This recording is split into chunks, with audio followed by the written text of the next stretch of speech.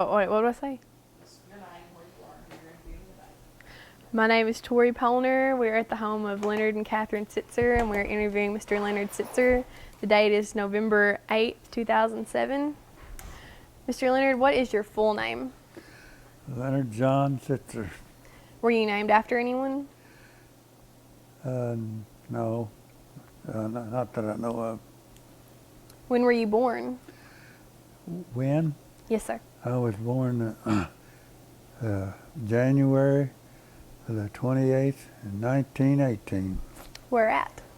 in the country, just about 2 miles north of Wiener, 3. Did you ever have a nickname? No. Do you know where your ancestors were from? Well, they came from St. Louis and in Lynn, Missouri, I believe. Where My did mother they? and dad. You know, my dad came out of St. Louis, and my mother came out of Lynn, Loose Creek and Lynn, Missouri. Where did they settle? Well, they settled in Wiener, and it's right out there north of Wiener, where still are. That's where they settled down right out there. What did they do there? Well, of course, they're trying to farm in, and I don't know. That's about the main thing. There was a lot of good timber in this country then, but I don't think they ever got in the timber business. I want you to tell me about your mom and dad. Where did they grow up?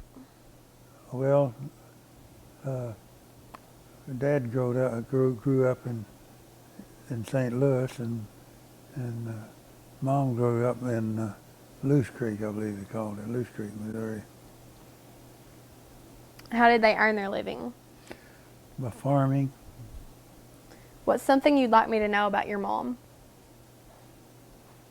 Well, she just went as long as she could till she pretty well went blind, because she just couldn't tell her much. She'd done her own thing, you know. Mm-hmm. And her dad, he wasn't much of a guy to entertain, you know. He just lived his own way. Can you tell me a story about your mom?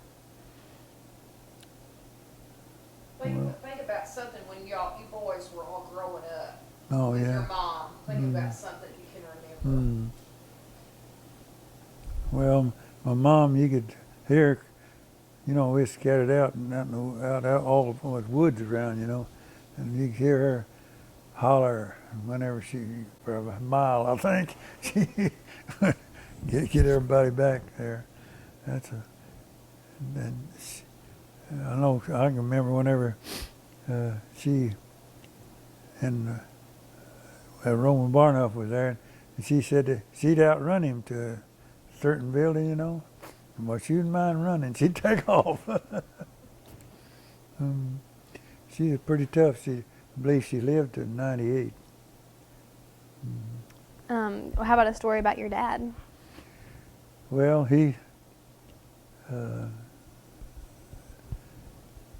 our great-grandpa, he had asthma and everything, and my dad had a lot of trouble. He's, you know, had asthma and all kind of allergy, I guess. And of course, they didn't know what to do that right then, you know.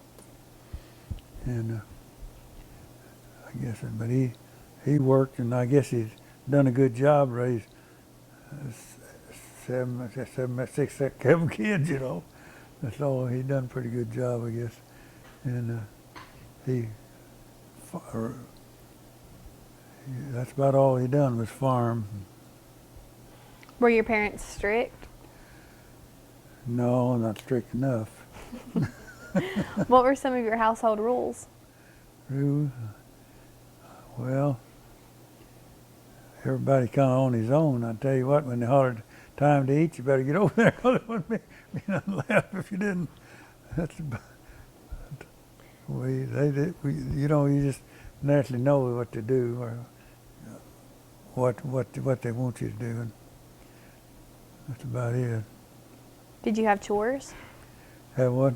Chores? No, I don't think so. I don't know. Ask me if they had to work around, if you had to work out on farm. you have to work out on the farm? Yeah, I stayed at home till I was, I think, about 21. I worked on the farm. I worked there for Dad, you know. And then if I find a neighbor to hire me, I'd work there a day or two, you know, if we didn't have nothing to do. I think we was getting 12.5 cents an hour. For your dad? Well, never work out like that, you know. Mm-hmm. If you made about $1.50 a day, you know. What are some important things you learned from your parents? Oh, well, I guess they was Catholic, and I learned that we believe in Catholics, you know, religion. That may one of the things. How did your family celebrate Thanksgiving? We didn't pay any attention to Thanksgiving back then days. The best I remember. I guess we did, but I don't remember. Not anything unusual. Mm-hmm. What about Halloween? Do you remember doing anything for Halloween? No, I haven't got up big enough. We'd come to town, maybe turn off a toilet or something. That's about all I remember. What was Christmas like at your home when you were a child? What was fishing like? Is that what Christmas. Christmas. Well, we always, I know I really appreciate Christmas because we get an orange. I never, hardly ever get an orange, you know, and something like that. And we'd get some kind of a toy, jelly, you know. Mm-hmm. That's about it. Did you have a Christmas tree? Yeah, I believe we did, part of the time anyway. Did you decorate it? Yeah, no, I don't remember that part. I don't think we did. Do you remember a story about a Christmas memory? About Christmas? Oh, only one I can remember is some boys from up in Illinois wanted me to go home with them. They was work down there, and I went up there, and I didn't like that trip very well. That's about all I can remember. What medicines or remedies do you remember as a child?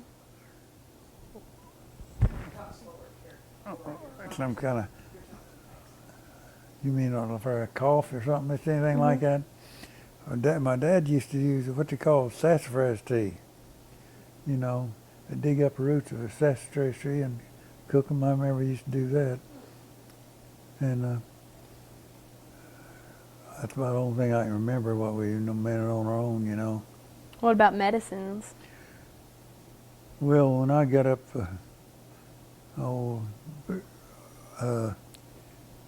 I don't know, maybe in my teens or before that, I had, guess mosquitoes gave me malaria or something. I took 666, I think. What was that? That's I don't know what, I don't think they're around anymore.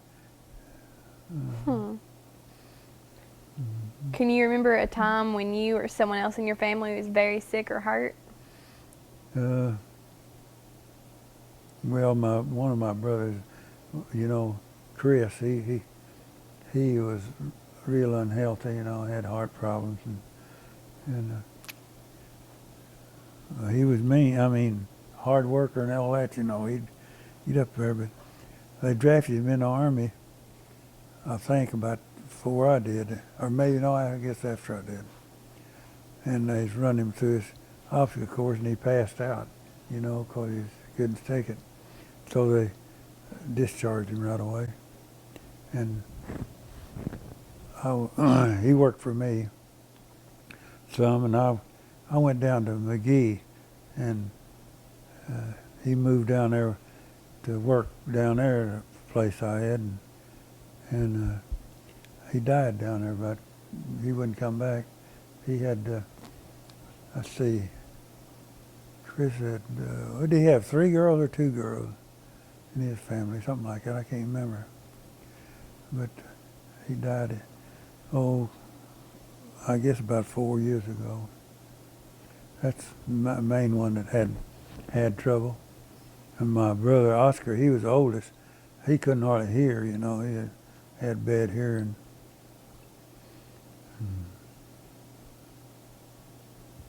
And there was 6 of us, and I'm the only boy left. All the rest of them gone. When you were a child in elementary school, what was your school like? Well, we went. I went to Catholic school over there. I had right over here, you know, and we walked about 2 mile, 2.5 mile up, where we walked back and forth, you know, to school. Wow. Can you think of a story you could tell me about something that happened to you in grade school? One thing I can remember right quick is there's a Catholic church over there. You know where the graveyard is, just straight on that street. And we were sitting in there one day, and that church got on fire. And they left us go out there, me and another old boy. Of course, couldn't do nothing. And I remember there was a bell up in that tower. I can still see it when it fell down, you know, it burned up right there. That's about the main thing. Do you remember what year that was? No, I don't have any idea. You know, then they built one between the sister's house and the priest's house in there, built church there, and that thing burned down. And then they burned the one over, built the other one over. I remember when they built that. I worked on it a little bit. I got that long, big enough, you know, to do a little work. Belle Vicente has a picture of both those churches. Oh, she does? Mm-hmm. Well. I'll have to get you a copy of them. It's Oh, kind of neat to look at. Oh, hey. Mm-hmm. What kinds of toys do you remember playing with when you were a child? What kind of what now? Toys? Toys. Oh, you get, you know, one of those old wagons, you know, little play wagon, you pull them around. That's the main thing. And that's as far as I can remember, you know. Did you play farmer when you were little? No, I don't think so. Did you have a special spot or hiding place as a child? Special pot for what? Spot or a hiding place you go by yourself? Oh, no. We had plenty of woods, though. All you had to do go in the woods. Hide. Do you remember the Depression? Yeah. Did it affect your family? Oh, I think so. Quite a bit. Tell me about that.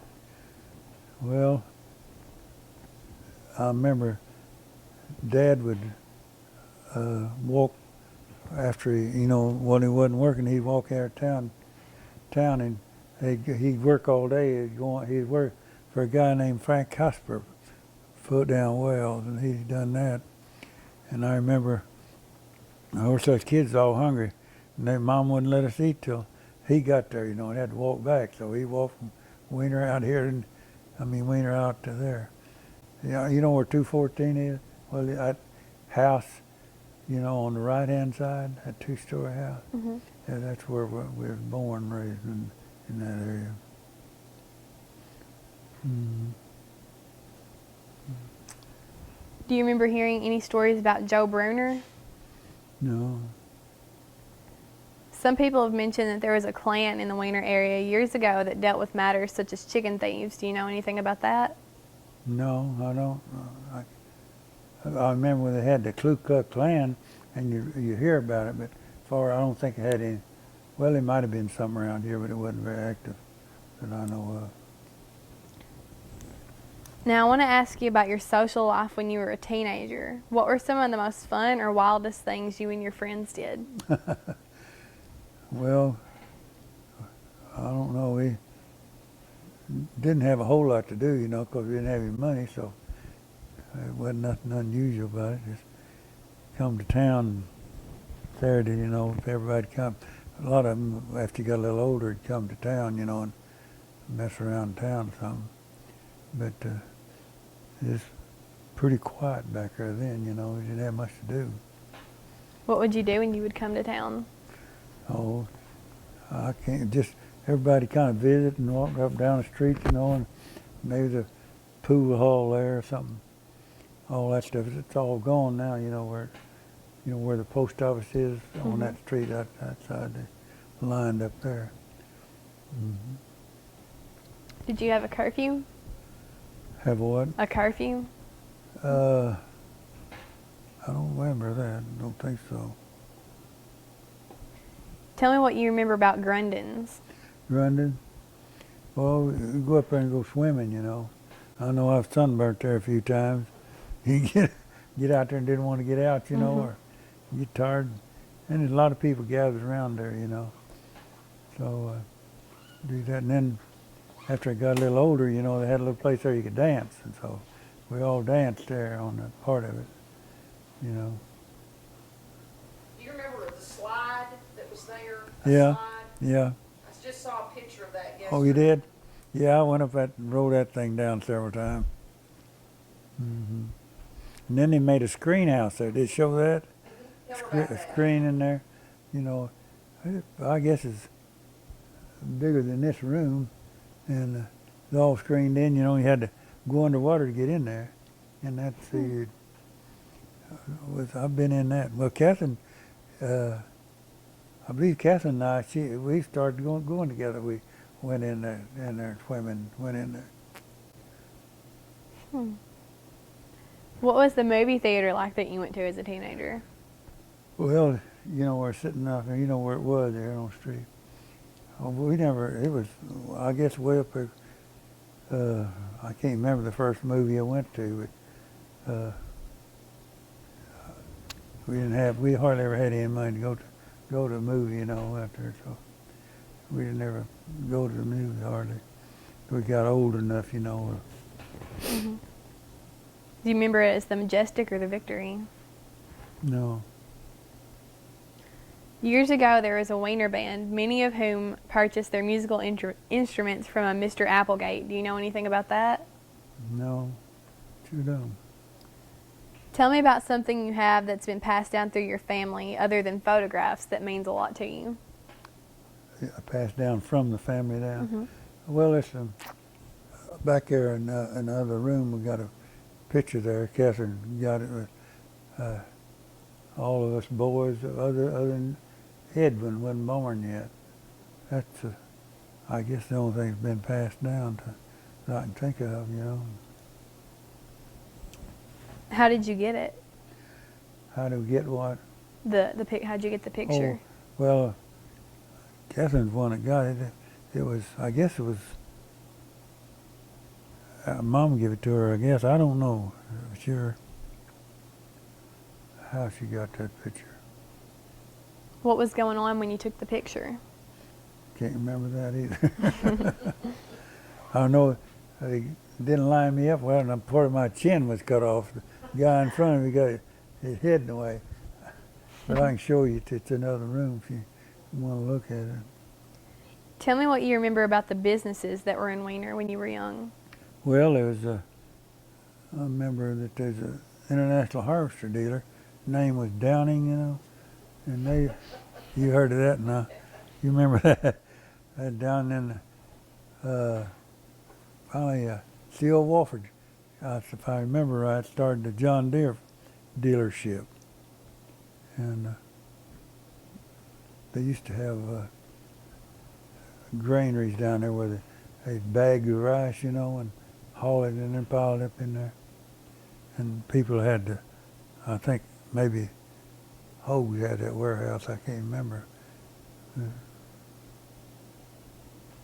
Do you have any stories about the people who own those businesses? To run a business? Yeah. Old man Downing, he liked to kid you know, a lot. And I come in there, and that's a pretty good size. I get a part, and I think if I remember right, Charlie Sentney had the part I need. And old man Downing loaned me his car, an old car, and I run down and back, down there and back, and he's always kidding me about something. But when you turn around and start kidding him, he'd clam up. You know, he wouldn't like that. But it was. I remember.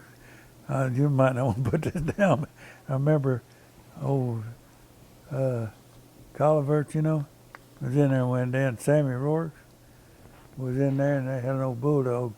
Did you hear that one? No, I tell it though. I've seen pictures of the bulldog.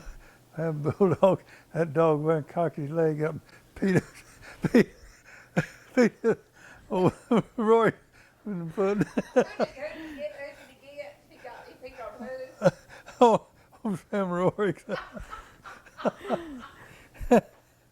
I don't, oh, We're gonna interview Sammy next week. oh yeah. I'll ask him about that. I bet you he hadn't I forgot bet that. he remembers. Don't you? Oh, Tell me a story about what you remember about the grocery stores in town. what kind of store? The grocery stores, or Sophie's, or Miss Allen's dress shop. I don't think I remember anything like that. Grocery store was, old man D-Good run it, you know. Of course, we was kids. And there was a guy come in there that was working with Mr. D-Good. I can't remember his name. I know we'd go in there, and as kids go in there and get something. That guy'd look over at Mr. D-Good, if I remember right. He'd shake his head, that's all right, you know. But, you know, he's going to get his money. Do you remember the first town library? Remember what? The first town library? I don't think there's a library there then. How about places to eat? Yeah, there was, I think there was some, I don't remember whether there's, I can't remember no cafe way back there. I don't believe they had one, if I can remember right, you know, way back there. Mm-hmm. Do you remember hearing about the Wiener Hotel? Well, yeah, I remember a little bit about it, where it sit, you know, and I don't know one time something, I was just a kid, and people I know and want to know where the restroom in town, and I can't remember exactly how that happened. Anyhow, somebody there, maybe I told him somewhere, and this other guy laughed about it, so they go to the hotel, but heck, they had an outhouse, I guess, you know. Now, I want you to tell about your war experiences. Which war did you serve in?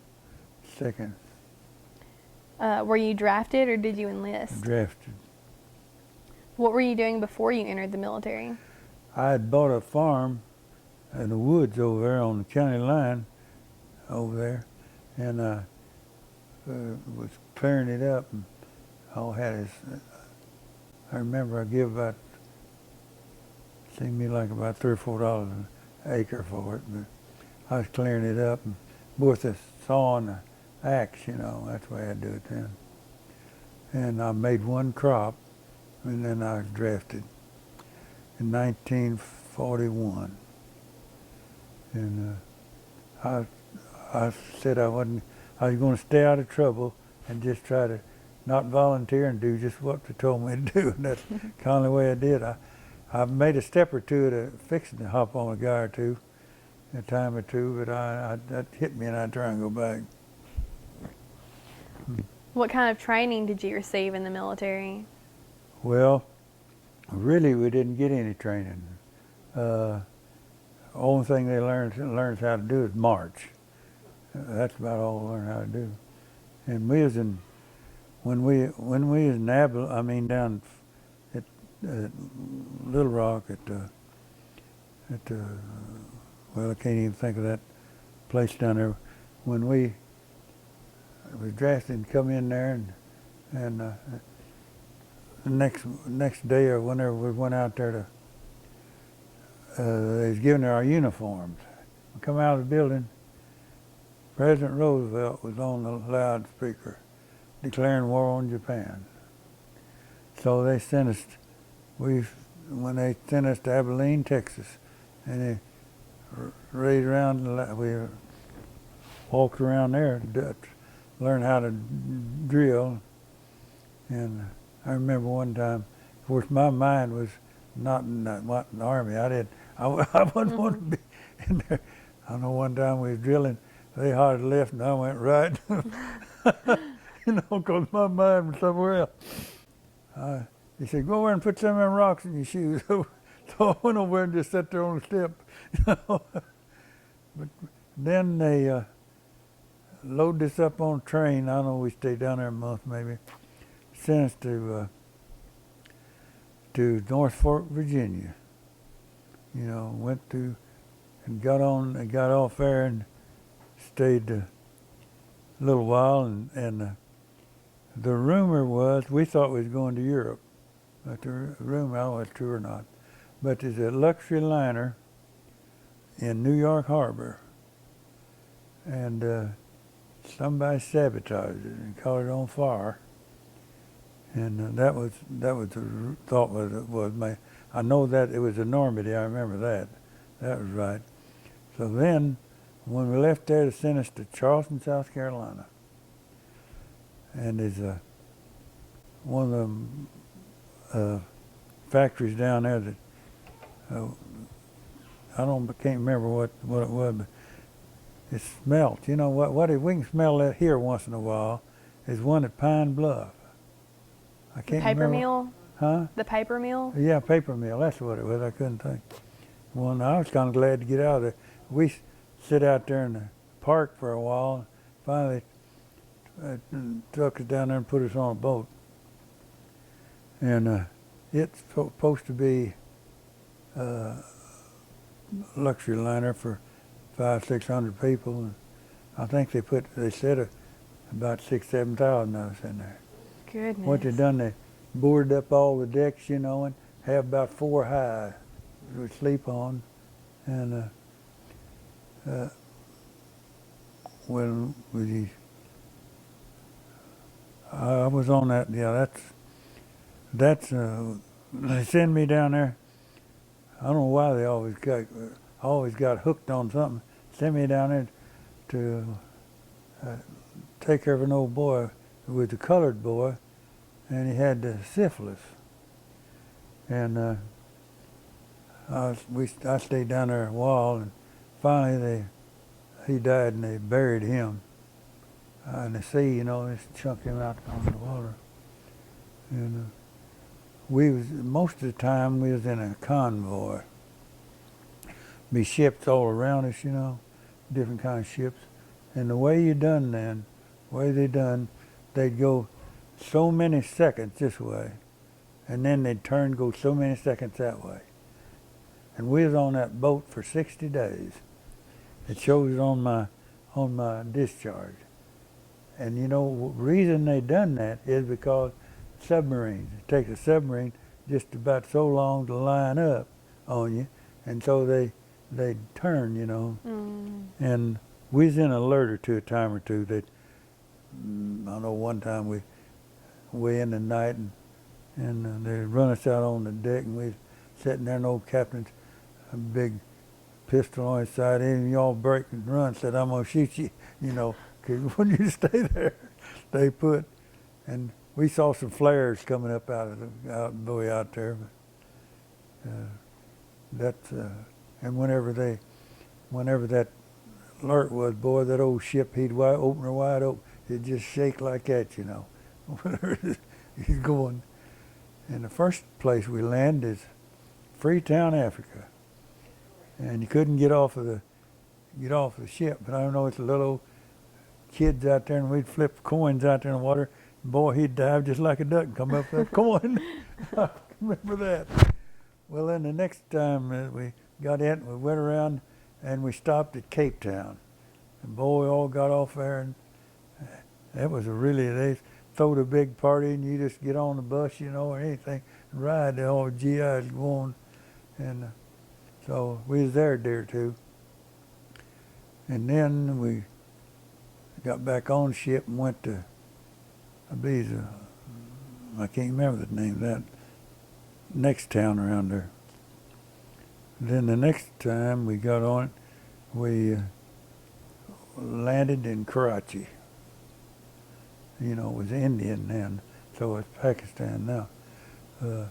We landed there, and they put us out there in a hospital. And the reason they had the GIs over, see, the Japanese had invaded China, and they was trying to make a road across the Himalayan mountains in there, so to supply. Oh, I believe it's Kompachek or something was his name, the guy that they're trying to support. And well, we stayed there a while. I don't know, 2 or 3 years, or two anyway, I guess. And they send me to Bombay and put me in a hotel, and I kind of liked that. we had to run a Bombay, and there's a place to swim there down close to the coast, and we messed around there. And old sergeant, the first sergeant, he kind of took care of me, I guess. But when we were still in Karachi, I know my brother was in the Air Force, and I was out there in the desert. I was there one day, and Irvin said he went up to the first sergeant and said, "You know Leonard?" He said, "Yeah, just get right here. I'll take you to him." He brought us around there, and that happened. That was kind of unusual, you know. Mm-hmm. And when we got in Bombay, well, I stayed there, and they gave me a projector, so I went around and showed movies all around, out the Air Force and here and there and yonder.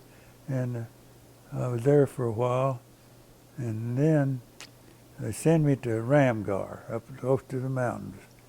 And I know Murray, I believe if I remember right, it's Murray's the name of that little town. And they made beer, and us GIs would drink all the beer they made every day, you know. And it was just wasn't no alcohol in the little thing.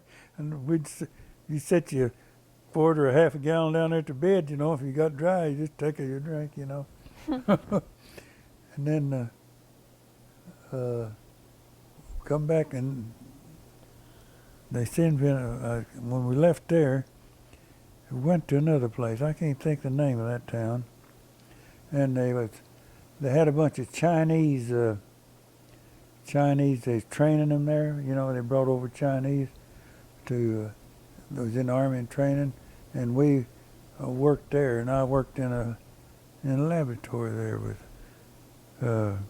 give shots to those Chinese and whatever, you know. Took them, and then they sent us back to Bombay. And when I got back to Bombay, why, they had everybody out there in old huts, and they had a dirt floor, you know. And so I knew this lieutenant I worked under. He was in the Secret Service, and I called him. He said, "Just come right." He come out there and got me and put me back in the hotel again. So I made it pretty good then. When I left there, I thought, boy, we got her made now. All I do is just sit around and riding all the way back. When I got down there, and boy, they signed me to take care of these guys that had nervous breakdown or something. And I was one of them guards on that thing. And we had one guy, and had him in a pen, just a room, and had insulation all around it and on the floor. And I'd say it's about 4 or 5 feet square. And he was in there, and when you have to get him out of there, you know. Every once in a while, let him go to the bathroom, and boy, he's a big guy, and I was afraid of him, really. And you don't never know what they're going to do, you know. But he tore all that insulation down the time we got back over here. And one morning,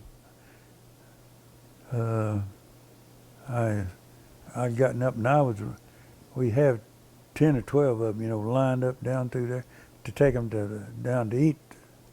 And I was back guard.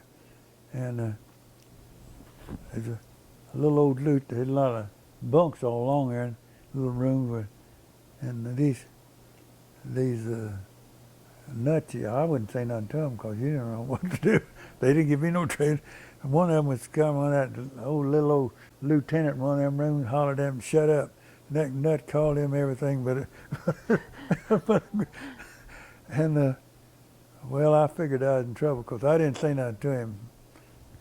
But I should have told him to tighten up the line and a lot of things, but I just took off. As soon as I got off duty, boy, I hit the deck, book, and I stayed up there all day. come back down. The sergeant said, "Where in the world you been?" He looked there. Oh, I said, "Just been up there reading, doing something." He said, "That lieutenant wants to see you." And so I said, I happen to know a captain. I had a friend, a captain. I went and got this captain. We met him up there on the deck. And he wanted me to apologize to him. So I said, I'd want to come home. I'd almost eat dirt if he told me to. Okay, I apologize to him. And that was one of some of the experiences I had. But I was real lucky, I guess. Did you ever see combat? No, that's what I say. I was lucky I didn't have to get in any combat. No, we never had no guns or anything all the time. So there weren't any casualties in your unit? In our outfit, no. So they were trying to make sure that the Japanese didn't get through. What they're trying to do, see, the still had a Japanese had part of it, much a little farther over, and over here where the Chinese was, they're trying to get a road through there. I never heard that before. No, only way they flew across. Irvin, he flew it, and they carry supplies over an airplane. So that's what they're doing, trying to get a supply route open. You know, I've got it here. I wish I could find it, but I put it somewhere. I had Adam. He looked up on the internet thing and got a story on what. Well, I should have told you that when I went back to Bombay, I forgot about this. There was a ship loaded with dynamite, loaded with armor. You know, it was out in the bay, and they couldn't put the fire out. So they said, I guess the guy ahead of the thing, he told them, "Bring her out and we'll put her out." Well, it got her in there, and the darn thing blowed up. And I think it's about 12, 13 ships that was damaged, you know, and it blowed that sucker plumb up on the dock, you know. Well, when I got in Bombay there, they give me a piece of gauze and a few things and said, "Go down there and work down at the dock." And I went down there, you know, and there's dead people laying around, you know, floating, and some of them that big around where they laying there.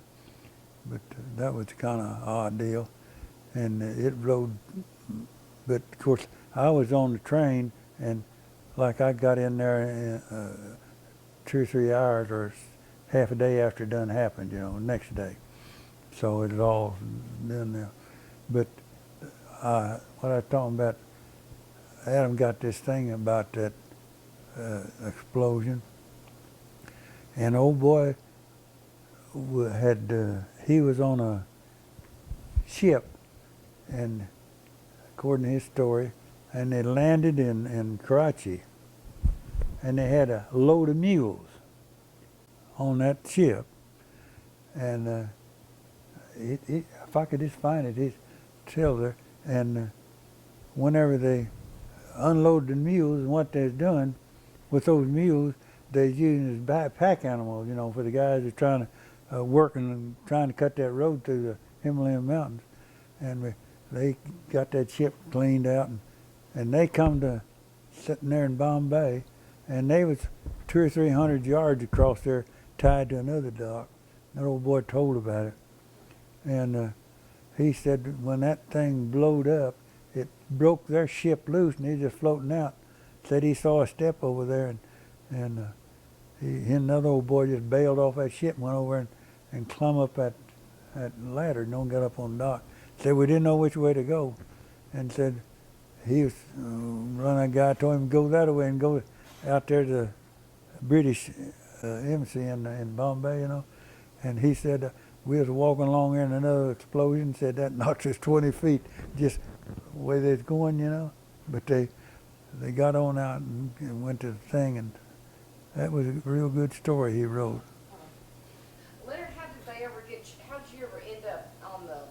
like where they were almost making you like a medic, you know, where you were helping people like that. Yeah. How did you get started? How did they Well, put you in on that? when in Karachi, we was in a hospital, and so I learned as you go along, you know. But they put me in the venereal ward, and the like skin trouble and all that, and there was a corporal in charge of that thing, and we giving them. I know we used to do it. A lot of colored boys come in there. We had a big old needle, you know, about like that, and a big old syringe, and they'd be lined out there to get a shot.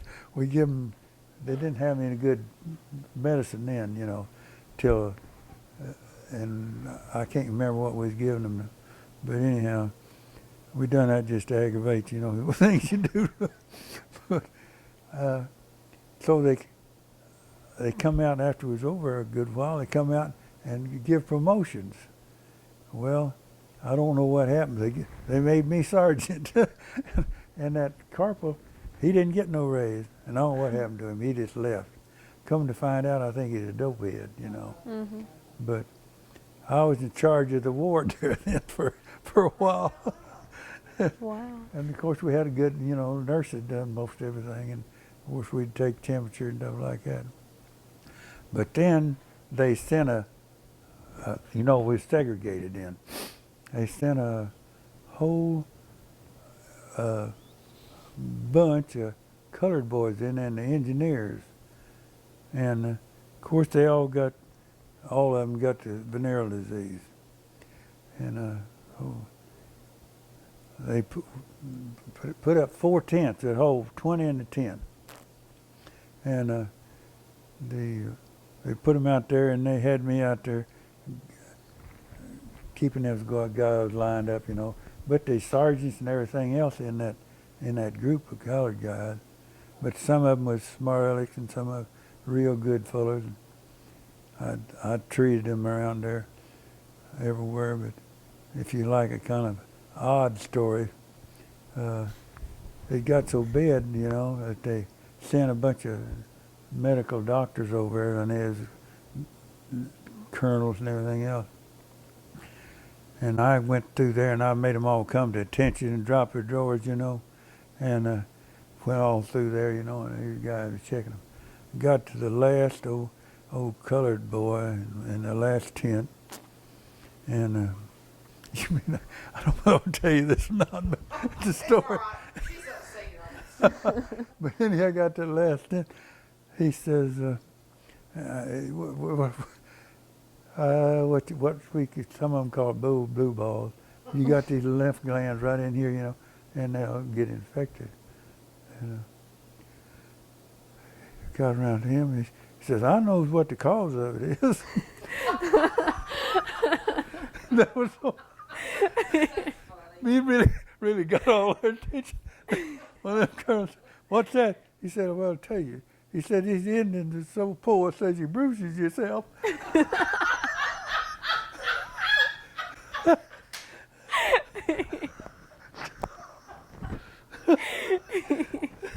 that's so funny. It's probably the truth. What? I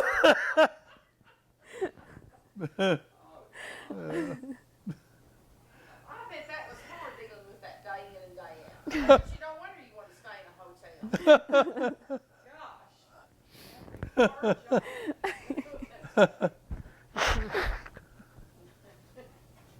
Yeah. Well, they landed us, and see, I went around the world in that boat. Mm-hmm. Just did. Yeah. Dang. See how we left in South Carolina and landed in California. So we went all around the world, or I did in my bunch. The convoy you were in, what other ships were in that convoy? Well, some of them was gun ships, you know, cruisers and this, that, and the other, stuff like that. Did you ever get seasick? No, it didn't bother me. But old Fred Redmond's on there with me. He just laid in his bunk. He's sick all the time. But you got to kind of train yourself just a little bit, you know. If you get just a little bit odd off feeling, why just get up and take off and look around, you know, and don't sit around. It never bothered me. Were you able to keep in touch with your family while you were out there? The rode them, you mean the ride back home? Yeah. Yeah. Did you get letters pretty regularly that they Well, went through? you know, all the time we was on that ship, you know, that 60 days we didn't get nothing, but yeah, we get a little bit of mail, you know. I just, well, I wrote a girl and a home is the only place too, so I wrote letters too. What was the food like? So what, like? The food? Oh, well, before we got there, you know, I guess they had something that made everybody sick, you know, and the way the toilets was, I don't know whether you can imagine, but just imagine a trough running down along there, you know, water running through it, they're pumping that seawater through there, and that's what you use for toilets, you know, in that ship, you know. And I got to where I'd go down there and they had rice, and I ate rice, and I think I put best I remember, maybe pet milk or something. That's what I lived on for a few days there, you know, when they got sick and food got bad. Yeah. Then we come back to Arkansas, and at that time, you know, the Arlington Hotel in Hot Springs. Well, the Army had that thing rented, and they put us, you know, leased, and they put us in that hotel. Well, I had got a letter from Ernest Hogue telling me that I needed to get out. I had write me a letter. I need to get out of service, you know, and so I just come home. I stayed a day or two more than I was supposed to, and come back, and the captain said, got to question me, and I just throwed that letter over, and he didn't say nothing. Next thing they sent me over to Fort Smith, and I was out. Come back home. That's kind of what happened. Did you have plenty of supplies while you were over there? Have plenty? Yeah. Of course, it's not like they got now, you know. They didn't have a lot of that stuff, but yeah, we didn't need anything we didn't have, but Was there anything that you had or that you did for good luck? anything have good luck. Did you take anything for good luck? Oh no, I never did. I didn't believe in that. No. We had 3-2 beer and we drink that. Did you ever get to go out on leave? No, not until when I left, you see, till I got home. Till we down in Hot Springs. No, I never did. After that, I left winter. I didn't get back till 45. I got out in 45. So you were in for how many years? Well, it was the end of 41 to 45. Goodness, Yeah. it's a long time.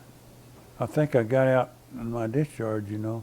I think it was in, I don't know whether May or June in 45. Did you have a big celebration with your family when you got home? No, I don't. I can't remember anything. Probably work, didn't you? Yeah. Yeah, I went back over to the farm and started in.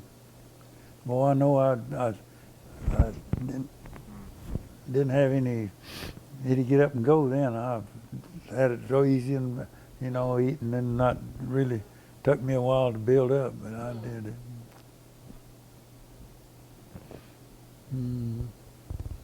Do you have any photographs that were taken during the war? Yeah, you seen them the other day there, over there. Yeah. Were- That's another old boy, because I lost all mine. That's an old boy that in our outfit. He got a lot of good pictures. Were there times when you and the other soldiers did things to entertain yourself? Some show. What do you say? Is there anything that you did with the other soldiers to entertain yourselves? No, I can't think of it. Did y'all have any what did y'all do when you had free time? Did you? We went back to your room and just shoot the breeze and everything. And I believe over in Croucher we finally got, seemed like we finally got a pool table maybe. I'm not sure, but I think we did. Do you recall any other particularly funny or unusual events that happened when you were in the service? Well, I gave you a pretty good line up there. That's the funniest thing. Yeah. Everyone, I have to ask this, did they all laugh? Or they laughed? Yeah, they got. They had to laugh. I don't know. They might have been shipped in there. Yeah, I bet they But were. I've been in Calcutta. They shipped me up there to Calcutta a time or two. And, I was at night, you know, it was in a war zone, and all the lights was out, and you know, it was dark. And you'd walk around, cows everywhere, and everything else, you know. But I was in Bombay. I'll never forget. I had a vehicle, you know. I was run out in the country somewhere to show the film, some out of the air base, I think. Well, I come back to Bombay, and I was going down the street, and here's a old GI running down the street just wide open, about 4 or 5 Indians after him. I stopped, and he got in. He never did tell me what he's doing, but I know they sleep on the sidewalk and everything. And they don't tell me what that guy done. But I guess they do for getting trouble. Well, see, I never thought about India being part of the war. Yeah. But, you know, you said they had lights out? Yeah, and Calcutta, well, it's close. Calcutta? Down in Bombay and Karachi, no. But Huh. Calcutta was close enough over there, you know. If you look on the map, Calcutta's getting on over. That war was just everywhere, wasn't it? Yeah. Mm-hmm. I had no idea. Either. Were there a lot of, you know, when I see pictures of India, I see a lot of poor people and Yeah. starving. Was it Yeah. like that? Was there a lot of Oh, yeah. hunger? Yeah.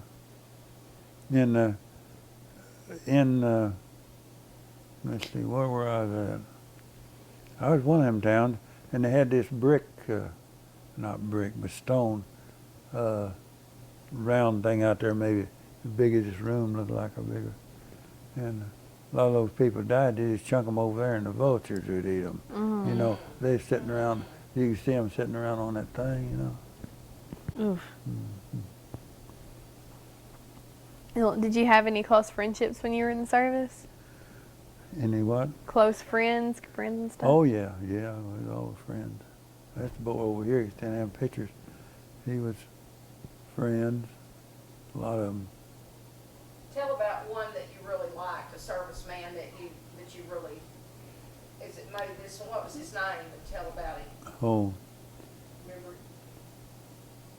well, I had several of them. I guess this old boy over here is named Richard Poe, and he lived up there east of Jonesboro somewhere. And he was a pretty good friend. And he come when he come home before I did. I got home. I know he come to see me here, and we visited a while. And he wanted me to go home with him, stay up there, but I didn't.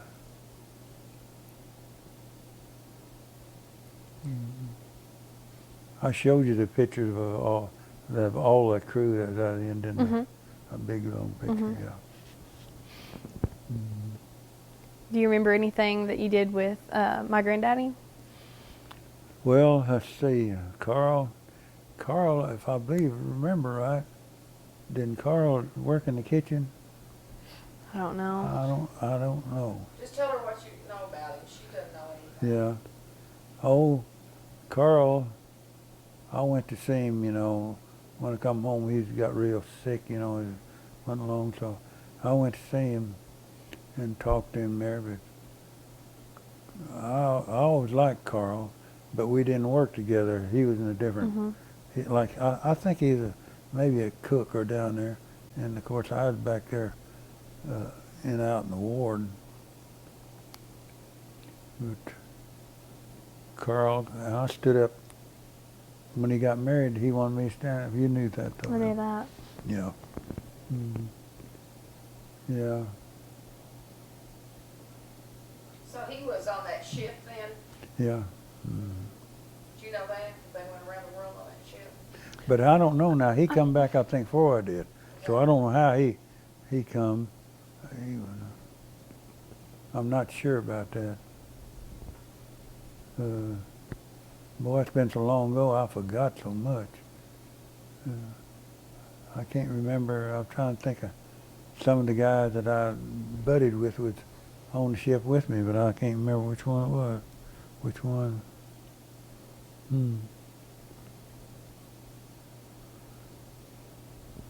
I know in some of those pictures you showed me, y'all were running around taking pictures with some of the local. Yeah, you see, you want to look at them over? You done looked at them over. You want to see them again? Well, they're over Yeah, we will when we get to it.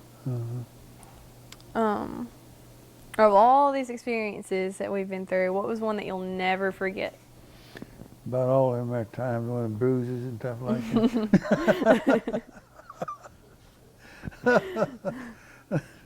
Oh, Where were you at on December 7th, 1941 for Pearl Harbor? I was in Little Rock. How'd you hear about the attack?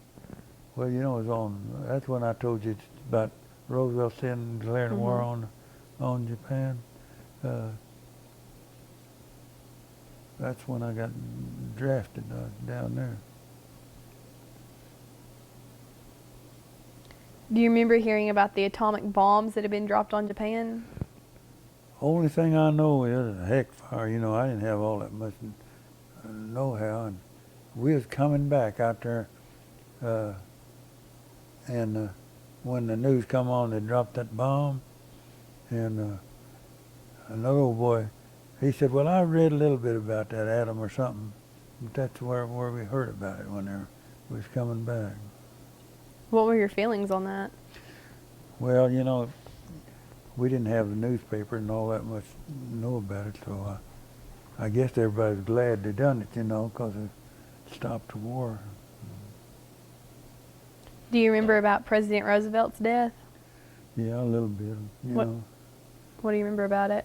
Well, he had his girlfriend, and where was he, camped out in Georgia or somewhere, you know. And whenever he died,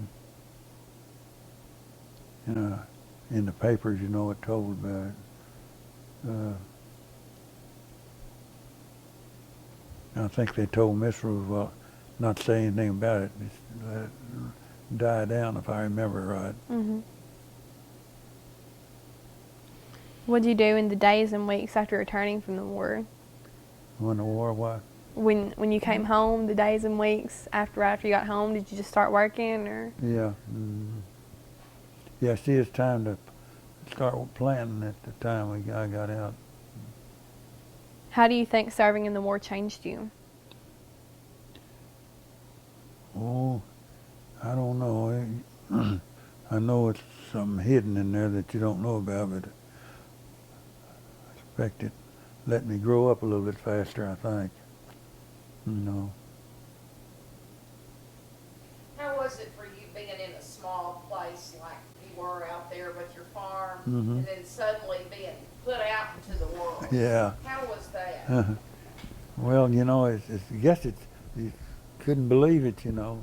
Even whenever you seen the ocean the first time, it's kind of, you know, you just couldn't believe it hardly. And everything's happening.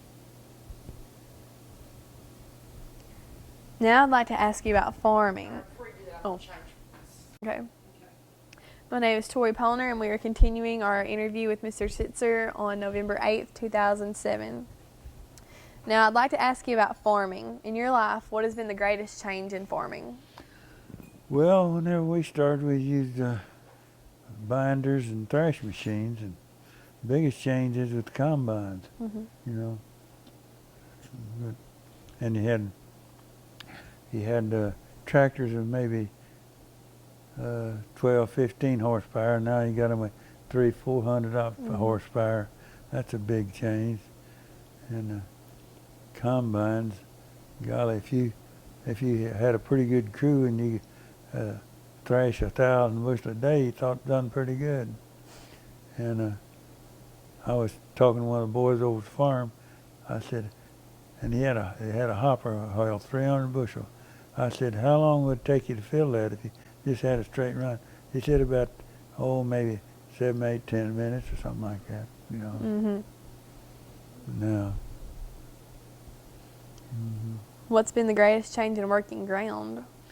Well, of course they got the no-till. That's the biggest thing Mhm. now, the no-till farming. Quite a few of them are doing that. Now, I think Tim and them, you know, would drill some rice without any work in the ground, you know. What's been the greatest change in planting crops? Well, they got so many new varieties, you know, it Mhm. makes so much difference. Them old varieties just wouldn't yield like they got now, you know, where we was making, thought we were doing pretty good with 80 bushel, now they're making 200 and better in some cases, you know. Well, I think that's the biggest thing. And they're coming out with new varieties every day, every year anyway, you know. Do you know which variety you started growing?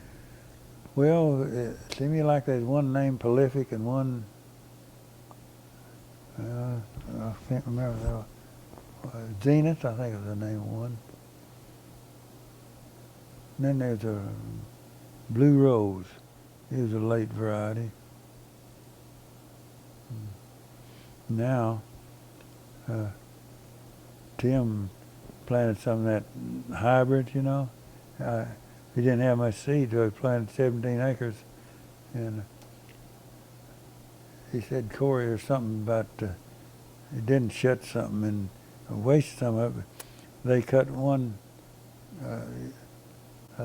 crop, and then the other day they went in there on the second crop and cut, he said, a hopper and a half or something like that on 17 acres. And he's trying to buy some more seed and not any available now. He said, everybody got all that. How did you control weeds before many of the chemicals were available? Oh, well, we had to pull it, you know, hand pull, you know. And then they got to where they had some chemical you could, like, take a spray on your back, you know, and squirt water. You had that. That's the main thing. And you rotated more, you know. You wouldn't be just like put it in lespedeza and every 2 or 3 years while you'd put it in rice and maybe work the ground and get rid of a lot of stuff, you know. Do you have any problems with pests or with insects where you need pesticides? Yeah, we've had that too. What would you do when you get like a bunch of some kind of insects and you didn't have the chemicals? What farmers do then? Oh, I don't remember that part of that was real bad, you know, like that. I can't remember us having anything, but I guess we had something. How were the rice wells put in when you started farming? Well, it's the way you did it. You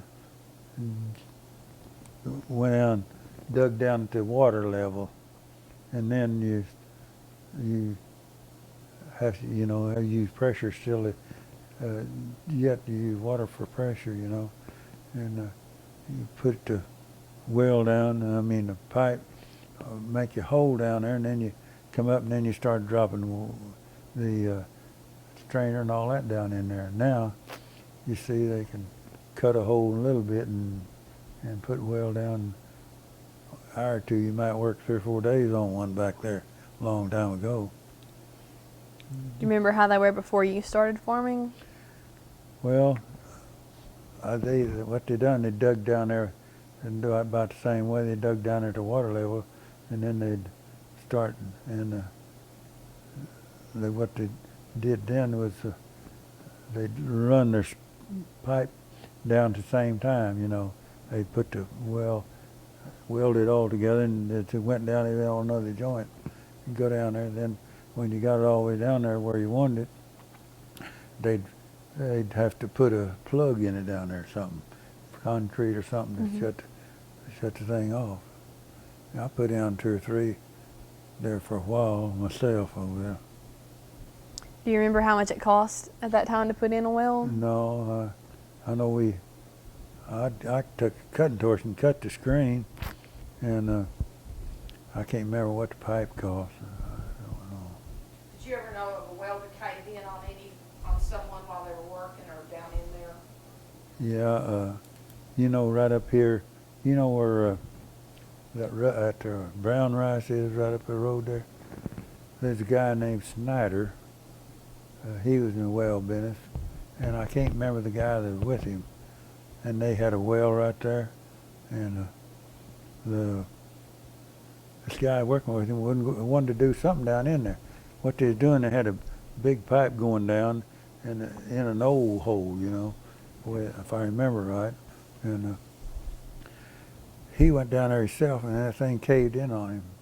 And I know everybody, Dad and them went over, and I went over there. Old Frank Casper, if I remember right, he was down in this big pipe with a stick, poking around there trying to find him, you know. When he found him, why, I remember just saying, "Be all right, tie this rope or chain or whatever it was around his neck," and say, "Yeah, just bring him on out." So whenever he come up there, he was standing holding on to that rope, and the guy was hanging below him.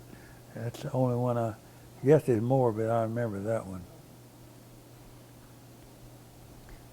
What was the price of farmland when you started farming? Rice farm, about 30, 40 cents a bushel. That's the worst, you know. Say less than $1 most of it then. Did they have FFA when you were in school? No, I don't know anything about it. No, I don't think so. Might have, but I don't remember. I want you to talk to me about duck hunting. From what it was 50 years ago, how has duck hunting in our area changed? Well, 50 years ago, there was a lot more ducks, but there wasn't any place to hunt like it is now, you know. Everybody had their own hunting place. And when the water would get up, get a rain, get a water getting the bow bottom, and we duck hunt. But when we left, well, we didn't have any water much. What they call Hood Lake up there, but it was always covered up with hunters. And the ducks, after you learn how, you could call ducks pretty good. And after you got them rotary ducks, you know, seemed like that messed it up a little bit. They outlawed those in Arkansas, so I don't know. And they say Canister had been up in Canada goose hunting. He said there's water all over the place, and said the people up there say there's more ducks than they've seen in years and years. He's up there goose hunting. He said people up there said there's a lot of ducks. What measures have you taken to help ensure the continuation of duck hunting in the Weiner area? Well, we worked on that duck pond out there, you know, and they put some blind, a few of them out on the farm, but that's about it. But I think when, you know, the combine's doing such a good job, I think we need to, if they want to keep duck hunting here, we need to plant something for the ducks, I think. I don't know whether they'll ever do it or not. Do you see any other connections between farming and the duck hunting? Well, I don't know, yeah. I don't bother with that out on the farm. I went out there a time or two, but hadn't went out there and hunted anymore. Walking out there in that gumbo, it ain't fun, you know. But You think, so you think maybe that the combines just don't leave the grain Yeah. that they used to, so they don't have yeah, I don't have no feed anymore, you know. Yeah. What do you see as the biggest problem for duck hunting in the future? Well, I think if they're doing it in some places, you know, is have a place to feed. You need to have. They need a rest in the feeding place, and that's what I think they need. Tell me about some of the people who have hunted with you, people who are well known. Well known around here. You seen that in the paper Sunday, didn't you? I You did. did? Old boy sent me a thing with where he, put that in a cellophane, whatever it is, That's laying there on my desk. I got it today. And if you'll reach over and get it, you can pull it out of there. You don't want to see it or not. No. Tell her about President Carter hunting with you, how that all got started.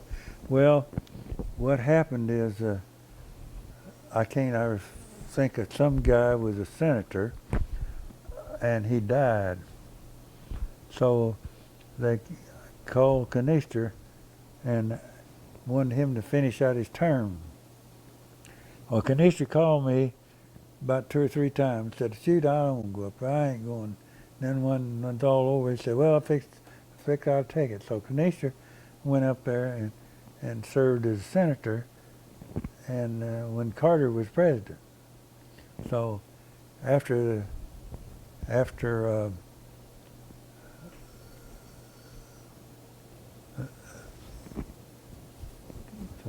anyhow, after the president retired or got out of service, he had a couple of guys in Carter's cabinet. That's Jody Powell, and Jody was in the news thing. If you read anything about the war, and Frank Moore, I believe.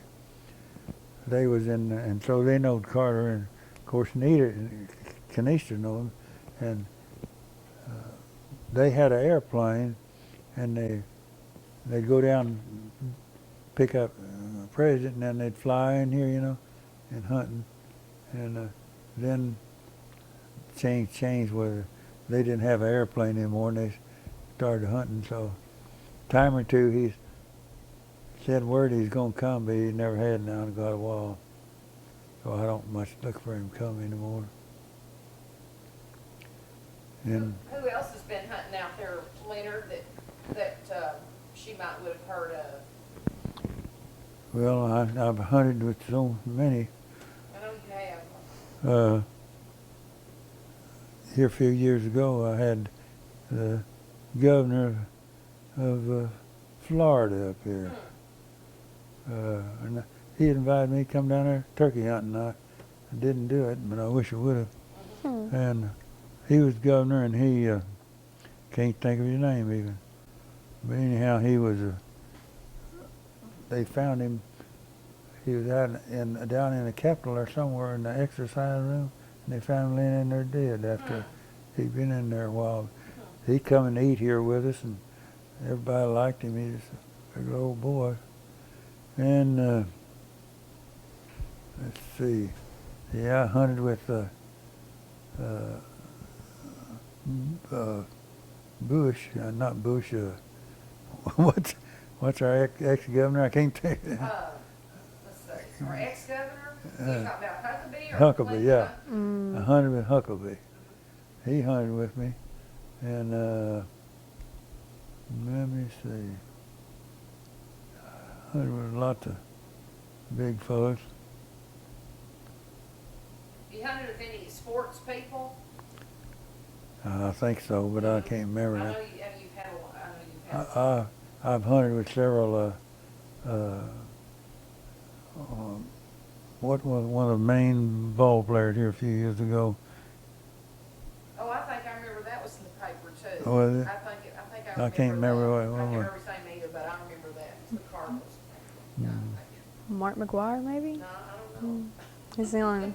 Hmm. I'm like him. I don't know that they're all the same to me. The country music singer Kenny Chesney goes over and hunts in Harrisburg. Has he ever come over here? I don't know. I haven't seen him. I hadn't seen him. He hadn't done it with me, I don't think. Mm-hmm. Tell me a funny story about a duck hunt you remember. Things I remember about it. Well, some of it wasn't very legal. Yeah. None wasn't too legal.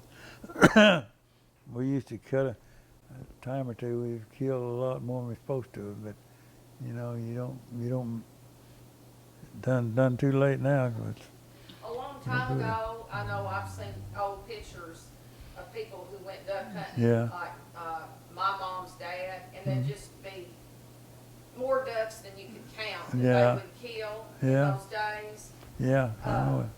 You think it's just that we're just gotten so good at farming that there's just nothing for them to eat? Is the reason they're just not here? Well, I think it's been so dry in Canada too that they hadn't had a good raise Okay. in a long time. This year. Can you think of a funny duck hunt that you went on? Something funny that happened on a duck hunt? Well, if I had known what the questions are, I probably could have thought of something, but it'd take a while to think back. I don't know. What was the governor of Arkansas that had to resign? You remember? Oh, yeah, that was Jim Guy Tucker? Is that, Yeah, him? Jim Guy Tucker. Right. I had him one time, and he had a dog with him. And Huckabee took him and sunk the boat. Oh, Pre-diet yeah. days. Yeah. What happened is I got one of these outboard motors, or it's the inboard, where the prop's way out there, behind you, and I had it on. It's up there. I've been using now the last few years. I had it on a small boat, and of course we overloaded the boat and started up through there, and right in the bar pit, and they got to hollering, whoa, whoa, whoa. Water was coming over the front of it, and I cut her over the bank, and Caleb was back there with me, and he was floating around there with these clothes on. I reached out and got him, got out of there, but I saw here about, I don't know, it was last year or year before last, Canister asked me, he said, would you do me a favor? I said, oh, I guess so. What do you want? He said, be over here this certain day at my office, and said something about, I want to interview something. And when I got over there, well, I can't think of one of these there news big outfit that was there, and they come in, and Kanisha and him went back there in the room and for about an hour or so, and they got hit the whole thing. When they got done, they wanted me to come back there. So what they wanted me to do is introduce Kanisha in the Hall of Fame. So they interviewed me and has on, got all those pictures and everything. So well, the way they introduced him to the Hall of Fame was in Little Rock, that big hotel down there. And we went down there, and they had us a table right in front. And then they showed a picture of Canister and me and all that went along, And old Huckabee was right behind us out there. He come over there and shook my hand, talked to me there a while. And he was still governor then, He's trying to be our president now. Yeah, trying to, isn't he? Yeah. Did you ever have a hunting dog you really liked? Yeah, I had one, but I tell you, dogs are not very good up there in that woods. I That deep, bet that's right. that deep water, it's a must. We called him Red all the time, and he was a tough dog. And What kind of changes in guns have you seen over the years? what changing what? Guns? Guns? Well, I guess there's a lot different kind, now than there was then, because I always used Browning for years, and I used automatics, but I started in an old double barrel one Dad had, and What's your favorite thing about duck hunting? Well, I get more kick out of calling them.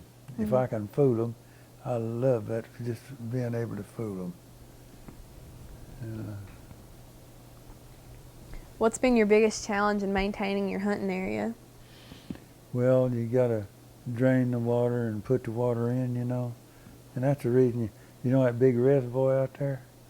That's the reason that's there. I put that there so the bow, I didn't want to pump it out of the ground, so I filled that up pretty well during the summer months, and then I opened the water and let it run back in the green timber. And so I just want to do that all the time. And this relift I got out there, it's supposed to, I had it made in Stuttgart, the Riesling thing, and it's supposed to pump, got a 24-inch discharge, pump about 18,000 gallons a minute is what it pumps.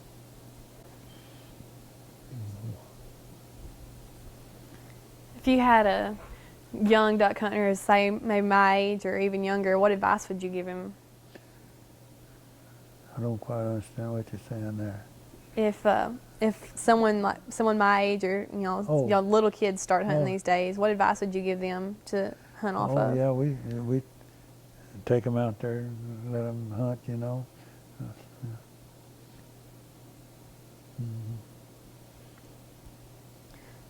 Something else about the farming. Didn't you do something to change the way the rice line moved at the dryer up here? Yeah, I didn't know how you got hold to that. I forget things and I remember. Tell about that, because I don't know about that. Well, I was in the business up there, in the international harvester business, and so I got, what I did, they line up all around town, you know. So I went up there at that first and second crossing all the winter and fixed it where they come in there with trucks. Well, when up on the north end, though, what that boy is up there, he shut the gate and he can't come in way up there. But they come in there and that line up there on account of that, see. And they don't have to park here all down through here in town. Sometimes they'd be this street and that street. Tell us how far out it would stretch through town. Oh, well, I guess past the school down there, I think, sometimes. Come back around the S curve and come up the loop. It was everywhere. Yeah. It was everywhere. Yeah. Now sometimes it'll get up there almost to that crossing they come in, you know. I've seen it. But it's getting a lot better. They keep improving, you know, the dryers and everything, where they unload them a lot faster and everything. What advice would you give to a young farmer who is going to start out? Well, he got a tough road to hoe, real tough on kind of, he's almost got to have a family or somebody to get him going. Would you even advise him to be a farmer? Well, it's pretty tough because you got to have so much volume now, you know. And, I don't know. The only person I know, Caleb, he would have been a Gandhi, but he has them Caesars, you know, so he can't do that. But if they can. What do you think is the good part about farming? What's the good part, the part that you enjoy? Oh, what do I enjoy?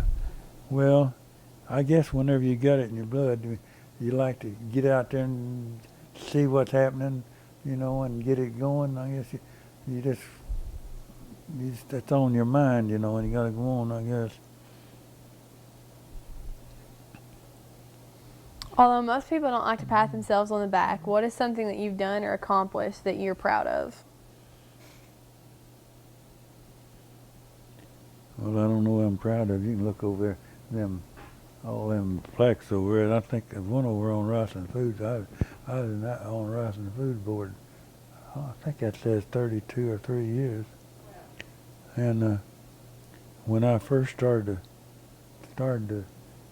got on the board, put me on the board, we'd catch a passenger train here in winter and roll to Stuttgart and get off, and then that evening we'd go catch a passenger train and come back to winter from down there. And you know, 'cause the roads wasn't all that good then. Did you ever go to any of the Rice Millers Association conventions with the ricing board? Yeah. Yeah. Yeah. Old Adam is, you know, he finished college up there and he got a real good education. And he seen on the internet where the Ricing might hire somebody, and he put his name in, and so I called. Most all it's changed since I got off, but I called one of the guys that I know down there that's come on while I was there, and told him what I wanted, and then he called me back the other day. He said, "You tell Adam that I got his resume and off of the internet, and said the only trouble is right now we don't have opening." So that kind of thrilled Adam. He's working at a factory over in Newport, where they make boots or something. Justin worked there, you know, for a while, and then we're gonna have to go back to Iraq, I guess, the way it sounds. Tell me about the biggest lesson that life has taught you, a lesson that would help a young person live a better life. If you were going to come down and talk to all these teenagers that I have, you were going to tell them a lesson that you've learned, Yeah, and that if they would just take it to heart, they'd have a better life. yeah. What's something you'd tell them? Boy, I'm not a speaker, so Oh, you don't have to be. Just what's something you've learned, what's something you've learned in life that would be good for a young person to know? well, I need to stay out of trouble and be careful who you run around with. That's one of my problems. Is you need to pick your people, because you get in trouble with some people you run around with, and the kids that you can get in all kind of trouble that way. Yeah, and be your own self, you know. Don't listen to some guy else telling you what to do. If you got your good right mind, you know what you do. Just do it. I kind of sucker on trying to please everybody. You got to, you know, look for yourself. It's good advice. I think you can keep it on train. Well, we sure thank you for taking time to talk to us. Okay. Okay, well,